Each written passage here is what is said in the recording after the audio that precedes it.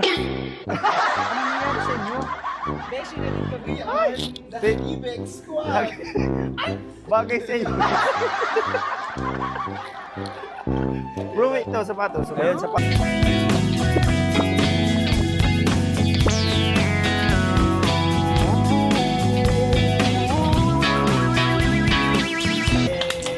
Talagang ganda niya, no? Kahit ako parang gusto ko na rin bumili. Sa'yo na lang yung... Actually, Beshi, pwede naman. Gusto mong i-try? Yung tatlong gulong. Oo, Ha?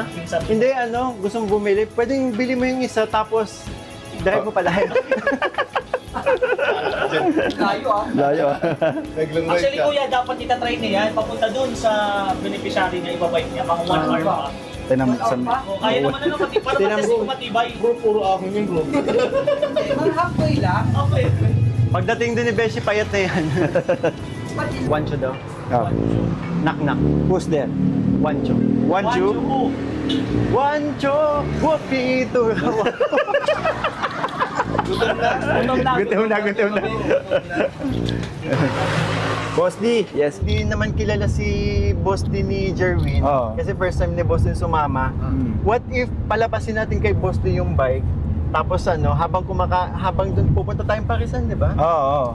Habang kumakain doon, nandun si Boss D, tapos nakapark lang yung bike. Tatanungin mo si Jerwin, Jerwin, ganito ba yung pangarap mong bike? Yun, parang pwede yun, no? Tapos Parang pwede siya. Tapos ang gagawin, magpapaalam ka kay Boss D, hihiramin mo yung bike, iti-test drive. Pagbalik ni Jerwin, saka natin i-announce lahat, sabay-sabay tayo. Yes. Jerwin, congratulations! Sa'yo talaga yan! Yay! Galing ni Mikoy, bro! Talagang napaka... Although kaya naman natin yun, kaya naman yun. Kasi ang balak ni Beshi, sa diet bibilin, tapos bibisikletahin ko na lang. Ayun, bigay natin bro yung... bigay natin. Ano yung unang bigay natin? Yung damit ba? Yung sapatos? Yeah, wala. Ikaw na magbukas, Jerwin. Yan. Mga kalingap, ibigay po natin yung dala. Ano nga ulit, Jerwin? 15 pa. Sige. Sabi ko sa'yo, 15 yan eh. May kilala din Sa mga ang kalingap. 15. Naalala ko Pero na maliit. naman. Ay, nako. Nagiging pala no? Ay, ganyan. Gusto mo? Ganyan? Ganyan. Bro.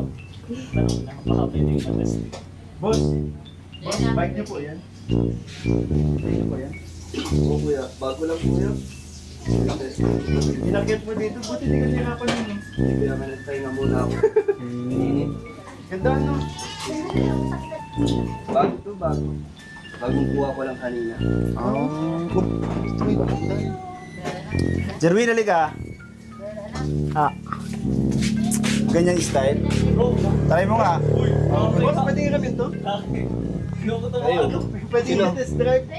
Kasi balak nang bumiling ganito eh. Oo, papa. Ingat lang kayo sa preno kasi bago pa, hindi pa masyado kumakain. Sige daw, Jerwin, try mo daw. Kaya mo, baka mabanggaan ka dyan, ha? Huwag masyado yung preno yung harap kasi hindi pa kumakain. Testing din bro.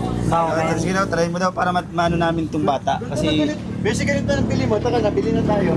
kasi ano eh, i-ano kasi namin siya, ridikaluan namin siya. Sige kuya. Baba. Uy, nakakasira na kayo ng gamit. Uy. Pero sige na, okay lang, matest natin. Okay lang yan sa'yo, kuya? Okay lang po. Para malaman ko kung maayos talaga yung bike. Sige. Pero wait lang, yung preno kasi niya. Hindi po may Likod lang, gamitin mo. Sige nga, tingnan mo. Tip. Bro ako, Jane. Gusto ko din. Gusto ko ito. Oy, nakikiram lang tayo sa kanya eh. Sige daw. Kaya pwedeng... Gumagana ba, Jerwin? Tingnan mo nga. Yung likod? Yung likod? Tama daw. Okay daw, sige. Try mo daw. Ano ba? Sige daw. Ano mo, para makita namin. Mamaya niluluko mo lang kami, hindi ka man marunong mag-bike. Dito po kayo?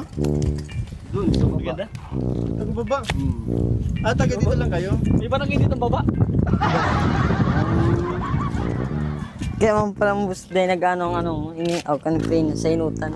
Tugak. Turog ako. Ano? Tugak.